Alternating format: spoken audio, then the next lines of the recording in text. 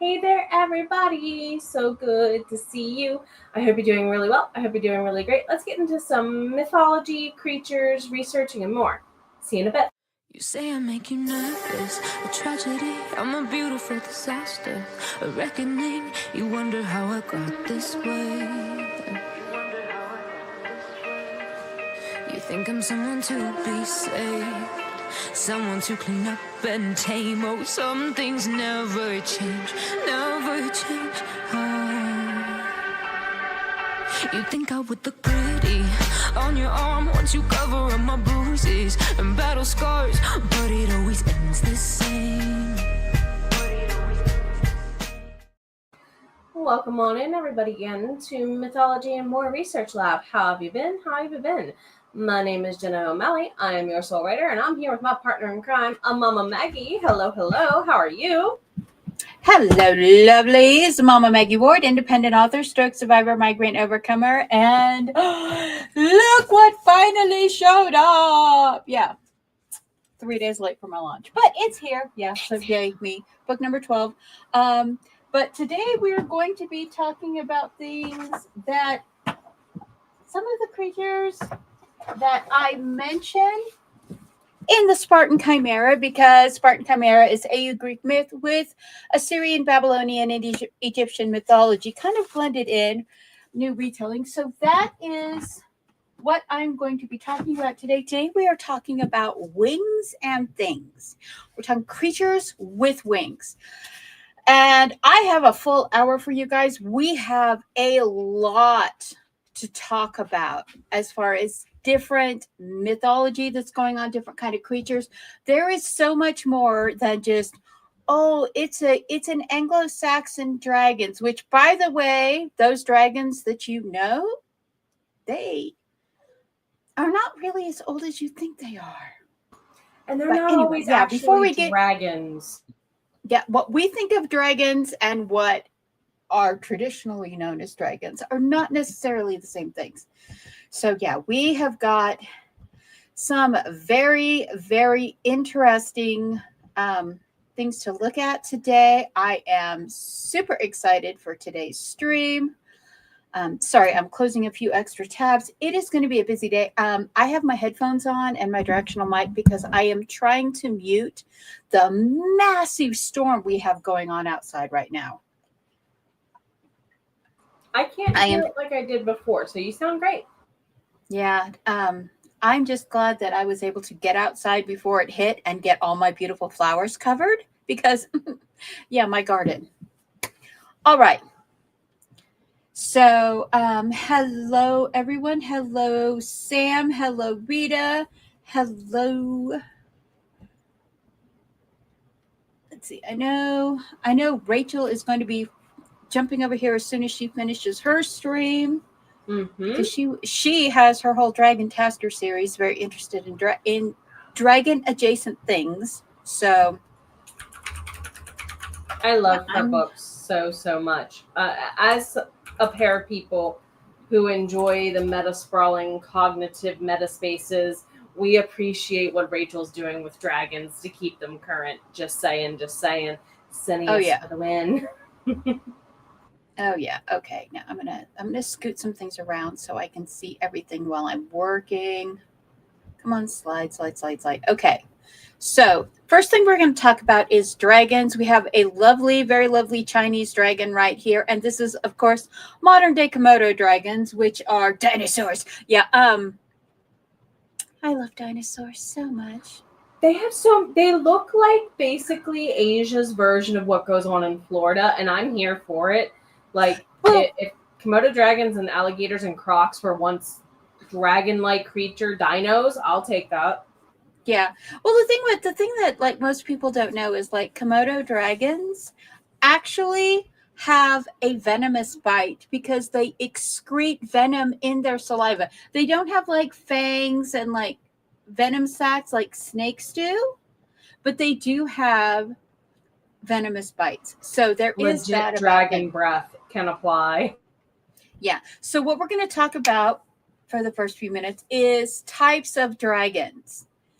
And I got this lovely image off WikiHow, and this is one of my favorite images to understand the types of dragons, because you see here this very first one. This is the European dragon. This is the dragon that we all know and love. This is the one we all see, the hexapod dragon, because it has 4 legs and 2 wings. So that means it's a hexapedal creature. And so it has 6 basically things for locomotion. Now, 6 the thing with this motion appendages, yeah, I guess is another way to word it. This style of dragon actually didn't come around until the Dark Ages. Like, this is like the youngest body style for dragons that they are.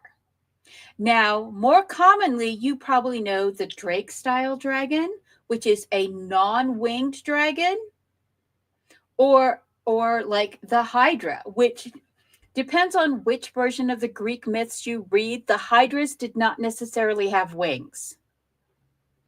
So, multi-headed creatures, non-winged creatures, wyverns, which became much more commonly known back, when was my notes?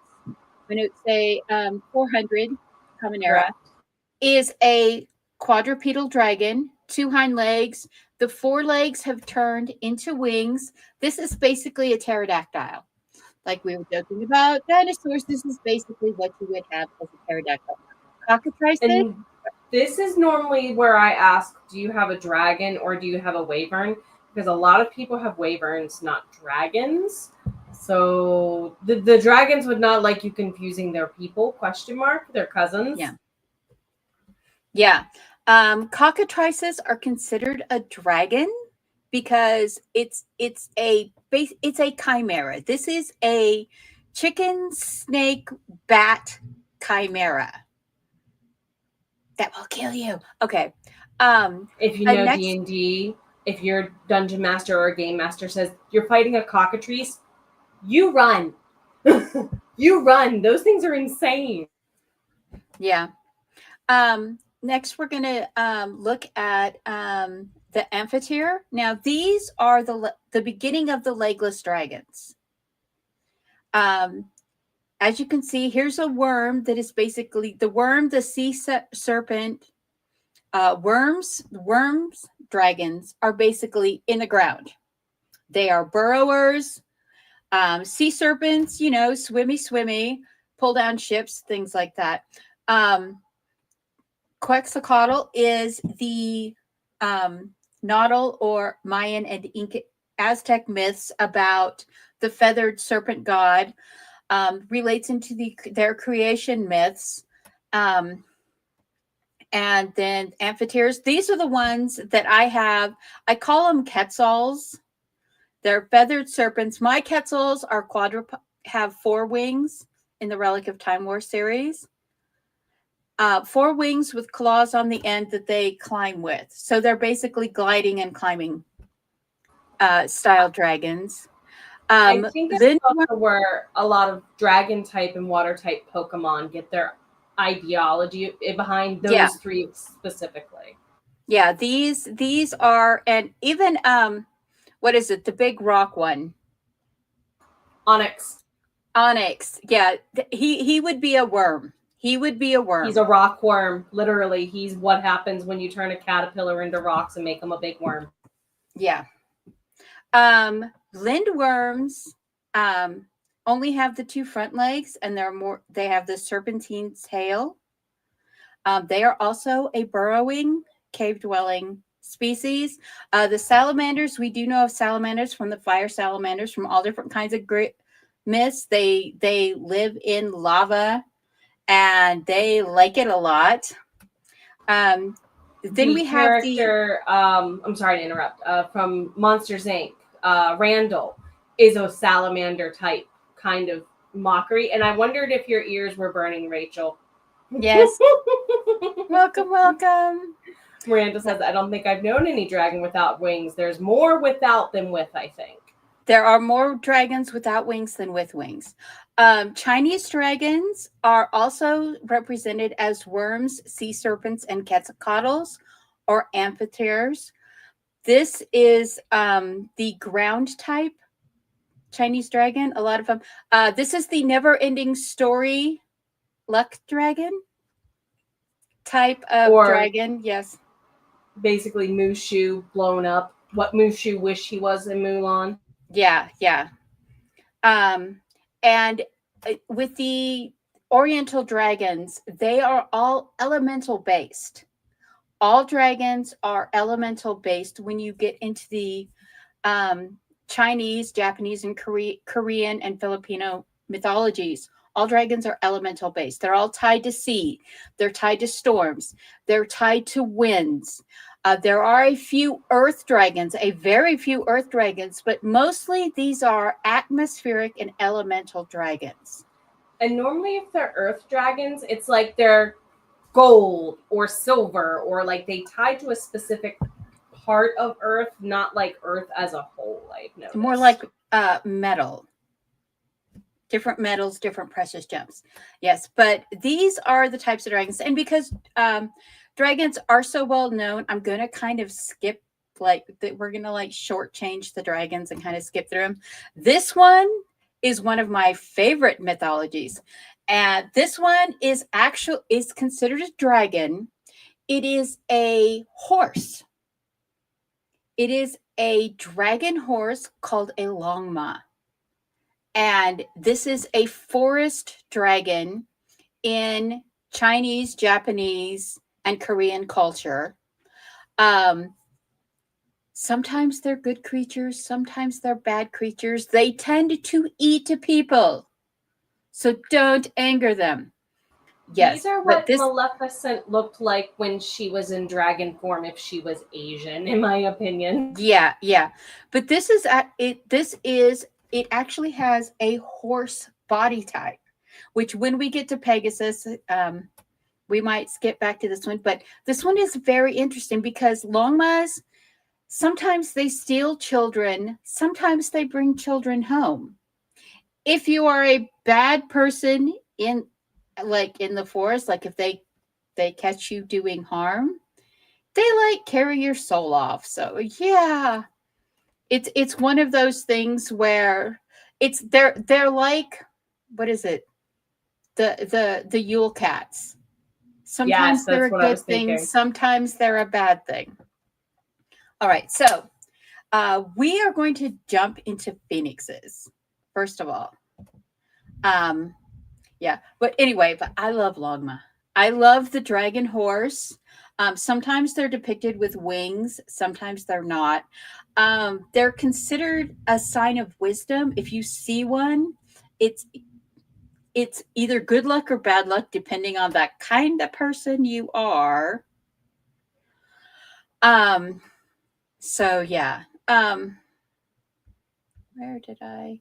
Okay, so phoenixes are something we all know from mythology, starting in the mid-centuries of the Middle Ages and the Dark Ages. That's when phoenixes began to get popular. Now, originally, phoenixes came from Egyptian and Persian mythology. So they are from the more ancient mythologies. We're talking 2,000-3,000 years older than the Greek mythology use of phoenixes. We all know that phoenixes are creatures that they're basically a fire type Pokemon, if you want to use it that way, that they will burn themselves up and then rise from their own ashes. Dumbledore had a phoenix as a pet, Fox the Phoenix. One of the prettiest ones that's been animated in recent years, I would venture to say. And they are sometimes peacock-like in inspiration nowadays, even for tattoo drawings. And just the takes on them are getting even more in depth, I think, as people are inventing their own around it. Yeah. Yeah, but it's very interesting that how there was a literally 1,000-year span when phoenixes were not commonly referred to mythologically or any. They weren't a thing. From about Zero Common Era, when the Greek pantheon was greatly reduced. The Egyptian pantheons were greatly reduced in favor of the Roman pantheons. The phoenix kind of went out of favor until the Middle Ages, when they were revived in English and France. That's when you're seeing them in like a lot of coat of arms again, I think. Yeah, you began seeing them in coat of arms. They were referred to as people who had overcome hardship and become basically excellent people or outstanding people. They were the counterpoint to the griffins that were the brave, strong, enduring. The phoenixes were the ones that rebuilt themselves. So whereas the griffins were the ones that were strong and endured and overcame all hardships, the phoenixes were the ones that succumbed to hardship, but then rebuilt themselves back up. I wish I remember who wrote this now, but I remember in a literature class from the early Shakespearean, early modern English era, someone was saying you could take a griffin and turn it into a phoenix, but for it to go back again would be to undo the phoenix's wisdom. And I'm like, that's a good point. Yeah. But pretty much in the first century Common Era, phoenixes, which had been popularized since 300 or 400 years, 500 years before Common Era, they fell out of favor. They just became they were associated with like cranes and stuff like that, but not really the idea of the birds that rose from the ashes. That whole idea did not come back until the Middle Ages. Do you think this is in part because of the story about the father and son duo who tried to fly into the sun? Do you think it became too much of a warning story? No. Icarus, the interesting thing about Icarus, and when we talk about humans with wings, I know you're going to like want to spend the whole hour on Mothman. I taught in West Virginia for over a decade, dang it. Icarus is a lesson about trying not to become gods, about hubris. Because, fun fact, angels did not have wings until the Dark Ages. They did not have wings until the earliest point was during the iconography era that was like 500 Common Era. All before that, started and getting all before that, all the way back to ancient Egypt, ancient Assyria, and as pretty much as far back as we go, the winged beings were gods and demigods. And you did not want to encounter a winged thing because you would then be enslaved because you were immortal. There's a reason why in Egyptian pantheon, the biggest battle to happen between Apophis or Apep, depending on how you say it, and Ra, it's about two winged bird guys going at each other and saying, "Mine's bigger, dang it." Yeah. Well, I mean, look at the Assyrian and Babylonian pantheons. The winged ones were the gods, and even though their rulers wore winged capes, beaded or painted to look like wings, it was you did not want to be around the winged ones because you were just immortal, and therefore bad things happen. Bad things could happen. If they showed up, they needed your help and they messed up, which means they messed up bad. Yeah, pretty much in the Assyrian mythologies, the only ones that the Assyrian gods ever asked for help from was Gilgamesh. And that's because he was a demigod. So, yeah, it's when we get into humans with wings, winged humanoids, there's all the things and the things. Now we're going to look at griffins. Everybody loves them a griffin. Everybody loves them a griffin on a shield. Griffins are chimeric creatures. They are eagles and lions that have been mixed together. There's many different kinds of griffin type creatures in the mythological world. These can be tamed, they can be ridden, they can be set as protection for the city. They were considered the king of the beast because, or the king of all animals, because lions were the king of the air, the beast, and eagles were the king of the air. And even through from ancient times, ancient like 2,000-3,000 years before Common Era or the birth of Christ, these were revered as sacred beings, as majestic, as powerful. There are pictures of griffins on the walls of cities in ancient Mesopotamia that we have uncovered. There are sculptures and carvings of these in Egyptian tombs, not just the sphinxes, but specifically griffins. They are in Greek mythology. They carried into Roman mythology. Pretty much everything from Greek mythology carried into Roman mythology. The interesting thing is the stone lions of the pantheons of Asia have similar creatures. So this beautiful, beautiful creature, and I believe this image is from, what is the game? It's not World of War. Yeah, it's World of Warcraft, I think. Skyrim. That's what this one is. I was going to say, is that Skyrim? That looks almost like Skyrim. ESO, and I haven't played Skyrim in forever. I haven't played Skyrim forever. But in the Griffin family, there is a whole bunch of cat chimera creatures, lion chimera creatures.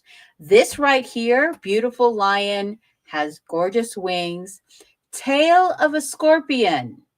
This is a manticore. I'm not even rolling my D20 for initiative. Just get me out of here, please. Oh, yeah, wait, you know, another manticores. They were very vicious, but they were extremely, extremely intelligent creatures. They where's my thing on manticores? And I've lost a tab. Never mind. In my opinion, manticores are the bards of the chimera cat world because they will sting you from behind their back. Just saying. Well, the thing with manticores is in the Persian mythology, they were considered sacred creatures. And if one asks you a question, you had to answer it, or you were then its servant. Back. Like, this takes the whole troll in the bridge from Monty Python, what's your favorite color, to ridiculous questioning degrees for those kind of mind games. It's... Oy vey. Yeah. And manticores are amazing. And they're often mistaken for griffins because they're that same flying cat type. And sometimes, like griffins, they're depicted with front legs that look like bird hands, that look like bird talons. And sometimes they're not. It is very... manticores have... What? Can you hear me? I hear you. Okay, you're back. Okay, never mind. Okay. I thought I lost. All right. But the interesting thing about these is, they have the cat, they're going to have the cat-like behavior. They've got to have the cat-like behavior. But it's like this image. I love this image because it's like all I think about when I see this image is Aslan in Narnia. But it's got this tail here that if its teeth and its claws fail, it's got this. Right. Whatever it is. Next, here we go. All you Harry Potter fans, you know what this is. This is a hippogriff. Now we're getting back into the horse types. This creature, it's got the wings of a bird, it's got the face of a falcon, bird feet in front, horse feet in back, feathers. But hippogriffs, actually in like medieval art, were displayed as steeds. In ancient myths, they were considered. There was actually a poem, Orlando Furioso. Yes, that the hippogriff was the born of a mare and a griffin, and it was used to fly to the moon. In ancient Greek, it means horse lion. It was referred to as literally a flying horse creature that was not a Pegasus. So I find these interesting. We all know that in Harry Potter, they flew the hippogriffs. They had a hippogriff that they flew on, and the nightmares.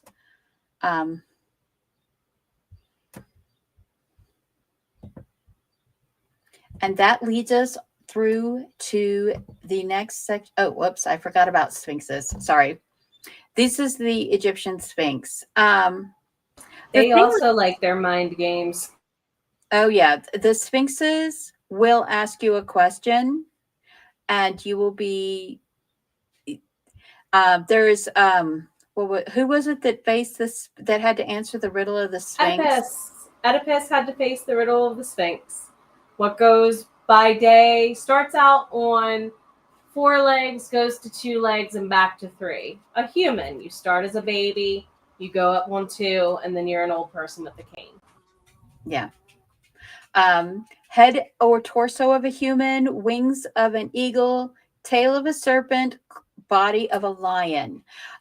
This is a Babylonian rendering. This is one of the Assyrian sphinxes. We all know the Egyptian sphinxes that you see carved at Giza pyramid.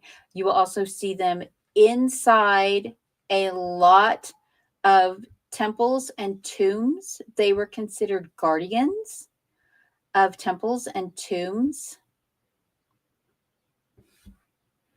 And that leads us to another Babylonian, very interesting deity, Lamasa.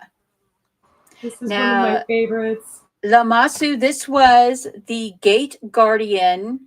Now, sometimes Lamasu is present. He always has the head of a man, the wings of an eagle. Sometimes it has the body of a bull. Sometimes it has the body of a horse. Sometimes they have the body of a lion.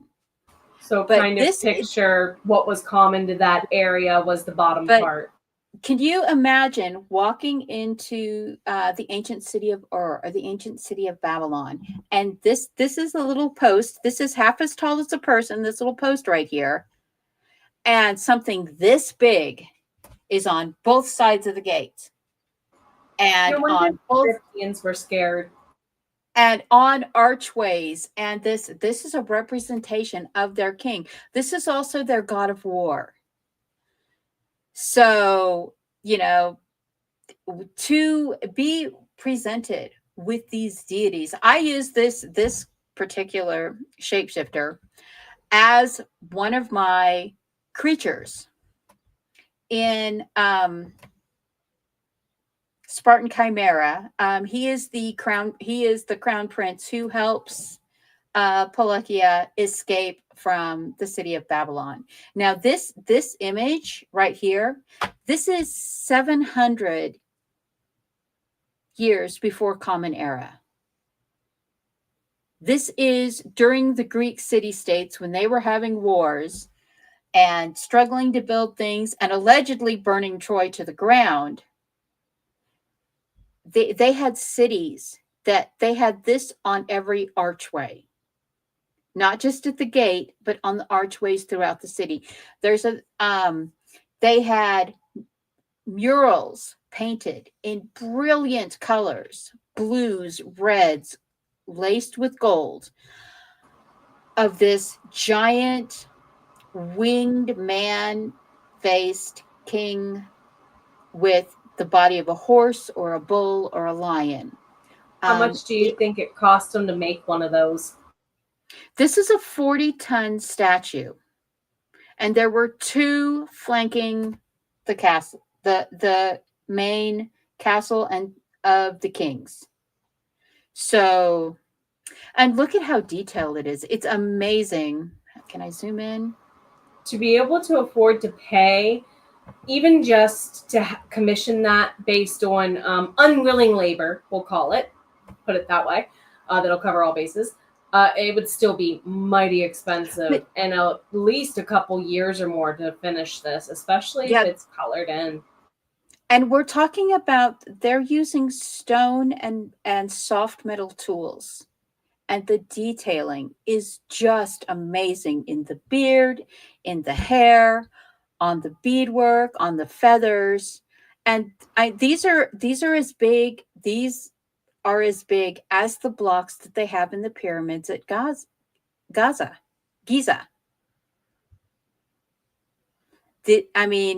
And it's a city full of statues like this.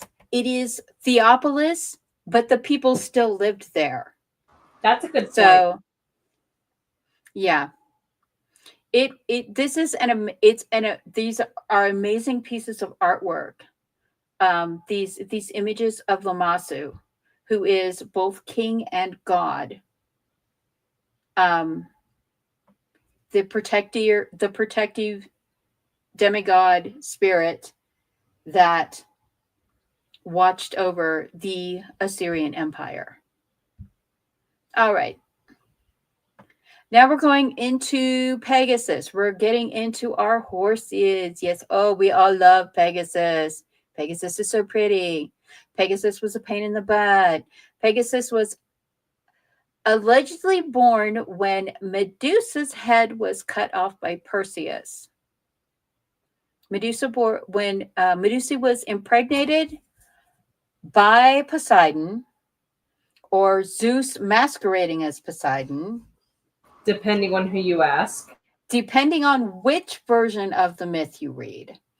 And she was cursed by Athena for not maintaining her chastity, which is a whole bottle of Athena, like, you have room to talk. Let's get real. Yeah.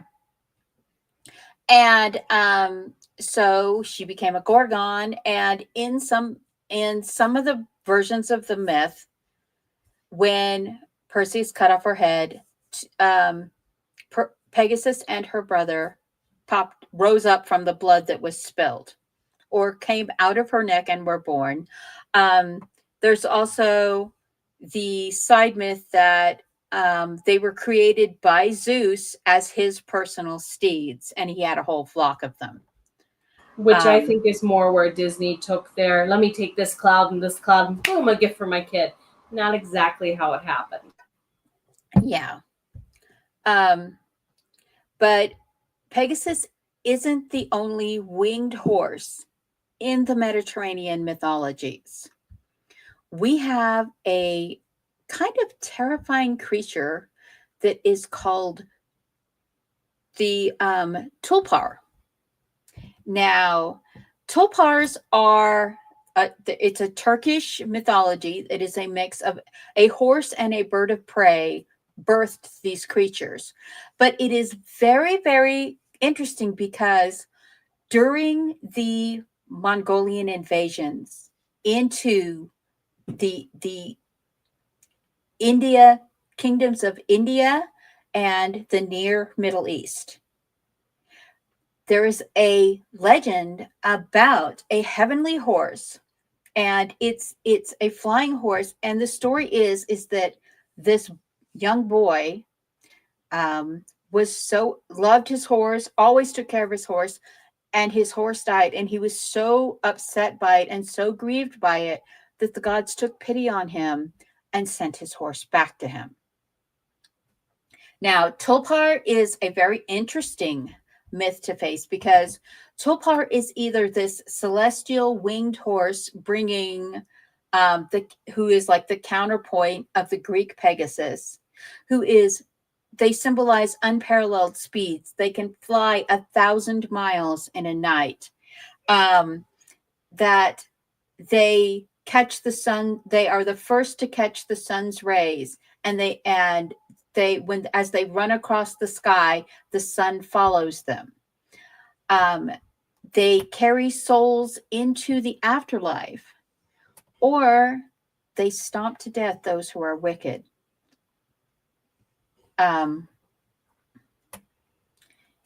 There's certain mythologies among some of the nomadic Eurasian steppe tribes that if one of these divine horses mates with the local mares, they don't know when this happens because for the most part they're invisible.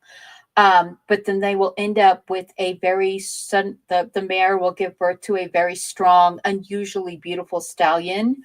Then they think that the Tulpars have come down and got their horse pregnant, and now they have a blessed horse to ride into battle on. And when you look at the use of horses and how vital they are at, like we were saying earlier, with the paint and the stone to make the lamassu, it's another way to kind of say, you know, our horses are better than yours in ways that are like good money makers for a kingdom too. So Yeah. legends to not only be legends, but word of mouth marketing, I imagine, in a local market. Yeah. And it's very interesting how similar the Mongolian and Eurasian legends about the sacred horses are similar to the Tulpar winged horses. They're either solid black, solid white, with the ability to run so fast they can fly. And I love that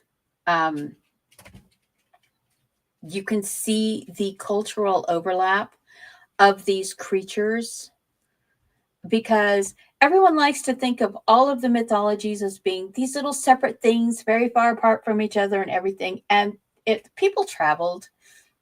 The Silk Roads were a thing before the age of exploration, just saying. I mean, people went from the Irish Isles to the Assyrian kingdom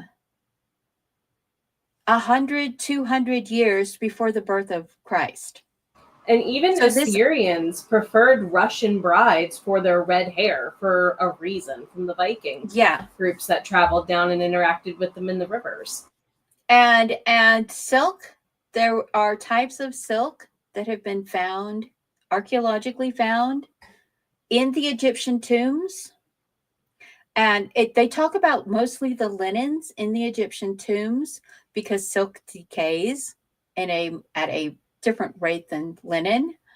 But they have found silk residues in 2,000, 3,000, 4,000-year-old Egyptian tombs. What are they doing there? They don't have that. So how did it get there? I don't know. People walked. People traveled on camels and horses and elephants. And yeah. So there's a lot of wonderful mythology about horses. And I didn't go into the Native American mythologies about horses in this section because they don't have winged horses. There are horses. Native American horses are part of the creation story. They are part of when humans evolved at the end, came out of the womb of the Mother Earth. Part of the animals stood on one side of the divide, and horses and dogs stayed on the side with the humans. I love that story. Yeah, there is no winged horses. There's like in several myths, there are different kinds of horses. This one, I cannot say this name. This is in Hinduism. It is a 7-headed horse that can traverse the world in a day.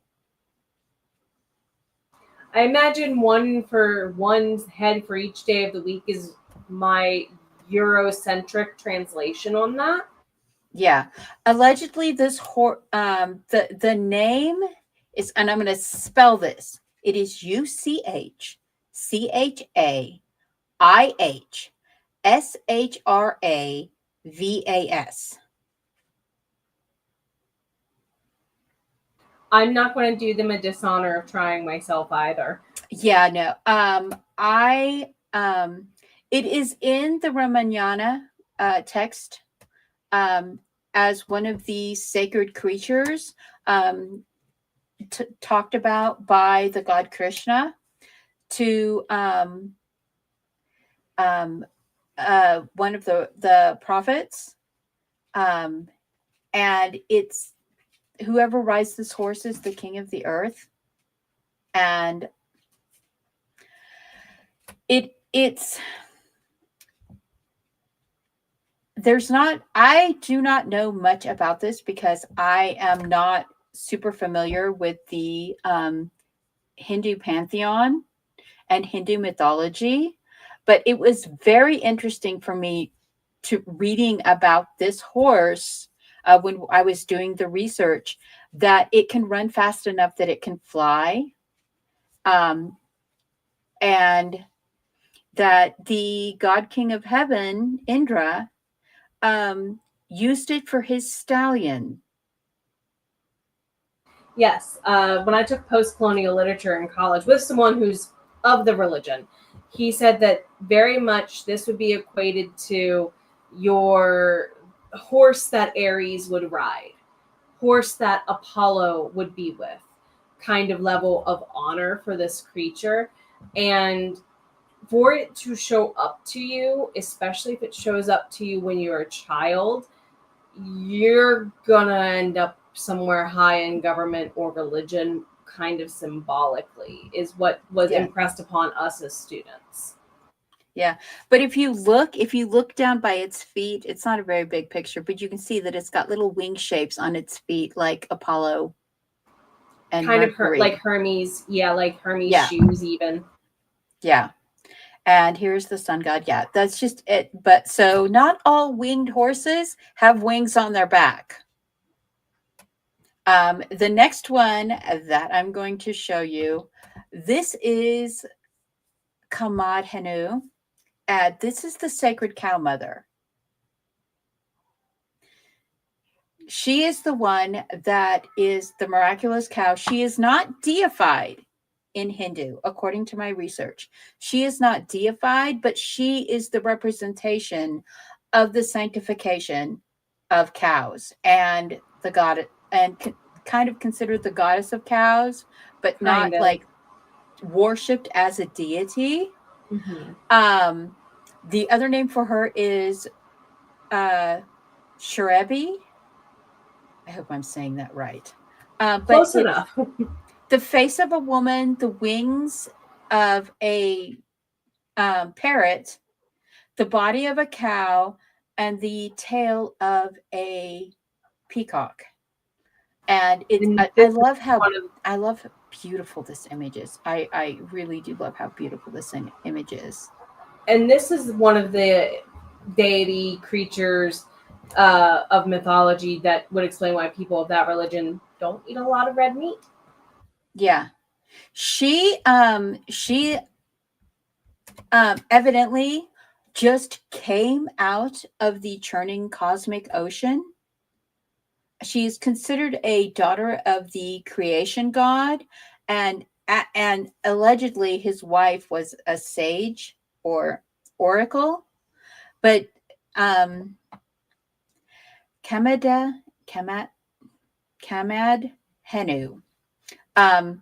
basically just came into existence. And she, the gift of milk, and cattle are considered wealth in Hindu culture. If you have a cow, you can have milk, you can do work. They did not use horses for a long time. And you have to understand, this is a kingdom that existed, that came into existence at the same time as the Romans and Greeks. And a lot of people forget that parallel. You got to really look at the weather and the terrain difference as to why a horse probably would not withstand it as well as a cow or an ox type creature. Yeah. Well, a horse only has one purpose: to carry people, to pull things and carry people. Whereas cattle have the ability to produce food and butter, that milk and butter, and not kill the animal. And this is something I actually discussed in one of my dystopia groups, about the issues with keeping livestock for what they produce versus, you can have barbecue for a day, or you can have cheese for years. Do you want chicken wings or do you want eggs every morning? Take your pick. Yeah. And like things like, a cow will produce its weight in milk in 2 weeks. A goat will produce its weight in milk in a week. A chicken will produce its weight in eggs in a week or 2 weeks. So yeah, it's how do you get your protein? And the Hindus, they get their protein through drinking milk. They get it through eating cheese and butter. Milk products are more valuable than meat products. So yeah, the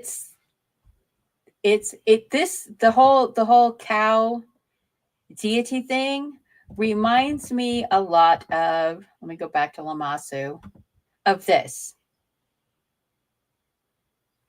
the winged bull of the Assyrian Empire, of the Babylonians. And you have to wonder how much of this and this were related to each other. Again, did they just swap it out for a similar creature in their area? That's a possibility for sure. So any other add-ons as we get up? I believe we're getting ready to wind down, actually. Yeah, and then that brings us to our last horse-like, dragon-like creature. Welcome to this creature. This is Mushashui. This thing gives me nightmares. Yes. This creature is a scaled animal, claws like a bird on the back, paws like a feline on the front, a long neck, horns, snake tail. They love their snake tails and their ancient chimeras. And this was considered a dragon. This is an Akkadian creature. This is one of the oldest documented dragons, 2,100 years before Common Era. It is called the fierce snake or the splendid serpent. It was written about in mythology. Gilgamesh and Enkidu killed one of these things. This is one of their great creatures that they killed. This is an image of the Blue Gate. This is taken from the Blue Gate in one of the it's in a museum now. I don't know if this has actually been sent back to Iran and Iraq, or if last I read, they were still trying to negotiate reclamation. If it's still in France. But this was the Blue Gate. You can see these bricks that are basically enameled with powdered lapis lazuli to get this beautiful blue color. They are actually gold, and these were actually at some point completely gold embossed. And it's just worn away to this yellow color.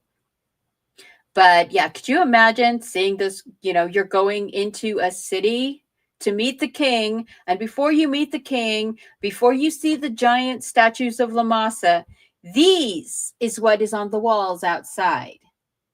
One, this dude has a lot of money. Two, this dude has a lot of power. Yeah. But they in ancient Babylonian text, they said that King Marduk had this dragon as his pet. Not his steed, his pet. As a god king, Marduk had one of these things as his pet, as his servant. And there are so many different, this is the most beautiful representation I could find, but there are a lot of drawings and sculptures and carvings of this weird little thing. And sometimes it has wings, sometimes it's represented with wings, and sometimes it isn't. Sometimes it's represented walking upright like a shifter. That's the part that scares me most. The fact that it can go bear mode and probably then acts and moves like a bear would on its hind legs. You're not surviving that. Yeah, let me see if I can pull that into this slideshow. I think we see a request, Mama Maggie. We're going to get there, Rach. We can add that in probably for September or October. Gin and pop culture mythology related therein, because Robin Williams, as a subsect, got a lot right about genies too that he doesn't get credit for without doing much research. This is Mushusu as walking upright. Now, fun fact, if you know what the Turin erotic papyrus is, it's kind of, it's kind of a, schmexy time thing. It's like a brothel guide, like they had on the walls in Herculaneum. Be honest, Mal. It's why Master Jinshi asked you to talk to the concubines. But there's a whole section of that Turin erotic papyrus where they have all of these animals like anamorphed into like humanized, and they're walking upright like they're shifters. And this is one of the things that you will see on that. You will see this weird, scaly cat, chicken-footed, bird-winged, serpent-tailed, dragon-headed creature. And we don't know much about it. We know it was magical. It didn't need a sword or a staff. It didn't really need the weapon. We know that Marduk overcame it, and it became his servant and pet. But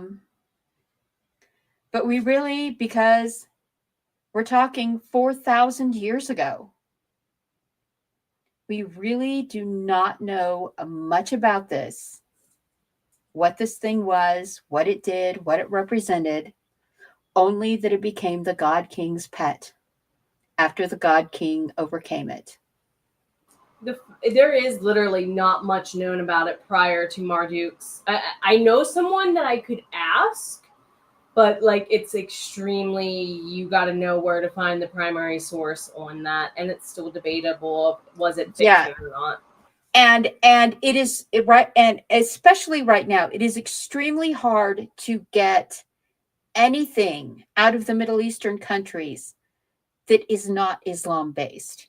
To get the ancient mythologies, things like this, it's actually right now a very good thing that this piece is in the Louvre, because if it was in a Muslim country, it would be destroyed, because it is considered the representation of a false god. And it's part of your history, question mark. They do not see it that way. They see the multi-god pantheon of the early Mesopotamian empires as being heresy to the prophet and Allah. Sounds like another Abrahamic religion we know. So things like this are being destroyed, sadly, at a very rapid rate. But like I said, this brings us full circle back to the whole dragon thing, back to the dragons, but also to the winged gods. Everything has wings. And next time, depending on what the interest is, what the comments are, we are going to be talking about either things with wings, humanoids with wings, Mothman. What was Rachel's suggestion? We can wrap up wings and things. They voted for sun creatures, so maybe we'll wrap up wings and things and spin that way, because a lot of winged things are sun related. Yeah. Not just looking at you, Icarus. And then maybe for October, jinns and genies and the like. Yeah. Well, jinns, genies, and believe it or not, wendigos and ghost are all related. They're all angry spirits. All of them. All of them are angry spirits. And they're trapped and they don't want to be here. And you can get into this, what is it, the Yakama, the snow maidens of Japan. Those ladies. Could we not touch on the suicide forest? That word forest. We're deep enough into the live. They probably that's be mean to me. We're not talking about the forest in that place and that thing in Japan. Go watch the documentaries, not the movie. Yeah. But yeah, there's a lot of different things that we can talk about when it comes to different haunting elements, because jinn they are not the things that movies and Hollywood and Disney have made them. Robin Williams is the most accurate portrayal in persona, only because you never know what's going to come out of his mouth applies. And that is a truism for genies and jinns, in my opinion. You really can't trust what's going to come out of their mouth, and they pick the perfect actor to capture that. I think one of my favorite things about them was in I was not a fan of American Gods. I will say I hated the book. The book went on and on. It was like reading Dickens. It was that kind of, or Thoreau. Oh my God. Yeah. That droning. And I understand. But the one thing about it was there was a part of it where there was a djinn, and this one, the human woman, her last wish was that she wished that she never loved him and never met him and wouldn't remember. And that broke my heart. I was like, oh, that is, because they had been together for decades.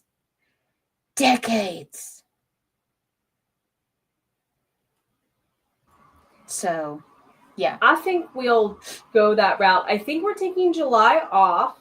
Both of us have a lot going on in July. I apologize. My middle is having surgery, and the Navy keeps changing the date, and it's like a 6-week recovery because they're doing jaw reconstruction on both sides. Oh, just TMJ. Well, here's the thing. She was in an accident during her training at Goose Creek, and her jaw she got knocked out. The car they were in rolled over. She got hit on the side of the face, which misaligned her jaw, and she got knocked out. She has no idea how long she was unconscious. And when she came to, she had a severe concussion. They were literally it was the night before their wedding. So it wasn't like they could do all this stuff. And so, she went with her jaw, not realizing it was misaligned for 2 years and completely messed up these joints. So the erosion of bone and whatnot. Yeah. Yeah. So they have made her new joints, and they're going to cut off this thing, put the new joints in, and realign her jaw. The thing is she has to be wired shut for 6 weeks. And can't cook, can't, and so Mama's going to be helping her with the cooking and stuff. But yeah. Ugh. Bless you. I had a football student have a similar surgery because helmet went about 10 years ago. Oh, I hope it's smooth recovery. Yeah. So that's and the surgery was supposed to be June 28th. And now they're saying in July sometime. No pushbacks. No more pushbacks. So yeah. Yeah, so I may we'll be take traveling. July off. Yeah. Yeah, I don't know what's going on. And we fall on the day before 4th of July weekend. So it's going to be thing. That's everybody's going to be busy because 4th of July is Friday or Saturday? Friday? I think it's 4th of 4th of July is Friday. 4th of July is Friday. Yes. So, yeah. So we'll meet in August. Enjoy your summer from this show. Enjoy your travel. Be safe as possible, Mama Maggie. Do you want to give your pitch, my dear? Hello, lovelies. Mama Maggie Ward, independent author, stroke survivor, migraine overcomer. Yes, I have all the things and the things. Yes, thank you very much for posting that. Book 12 of Relic of Time War is out. You can watch the Dramatic Mara and I talking about our 8.5-year journey with this book series. If you want my take on mythology and some of the interesting creatures we've talked about today, please check out the Spartan Chimera. It is AU Greek myth, and the idea for this was when I was doing research for my Gargoyles book, I discovered that and this is something that I've known literally since I was a child and questioned, and I just decided to write a book about it because why are there so many versions of all of the different Greek myths? Multiple versions of Greek and Egyptian myths, like literally regional versions. Agree. And so I decided that what if Zeus decided that he didn't like the way the great game of fate was playing out, and every time he was grumpy that he lost, he reset the game, and slowly the entire world is going crazy from repeating their lives over and over and over again. And so Ares, the god of war, makes a bet with his father. He says, I bet you I can bring a generation of peace with one piece on the great game. So 1 body, 2 souls, 2 wolves, a healer and a warrior, trying to save the world from spiraling into madness. This was one of the stories you were working on when I first met you a few years ago, and I'm very glad that it's so enjoyable for a nerd like me, just saying. Speaking of winged ones, my winged ones launch tomorrow. Join us for the launch party. Glad to have you all there. And we have another launch party in July. And I have good news that I need to, or I'm going to spill the beans because you know the good news and I can't share. So more about that for Pearl and Gold in July. Wait, here we go. Oh, she has done. I don't think that's going to be strong enough. And on that note, everybody, take care of yourself. You've always been worth it. Bye. Only fools tread where the angels fear to go, but you keep trying to get too close. Save myself by turning into stone. So save your judgment, cause you just don't know. But some things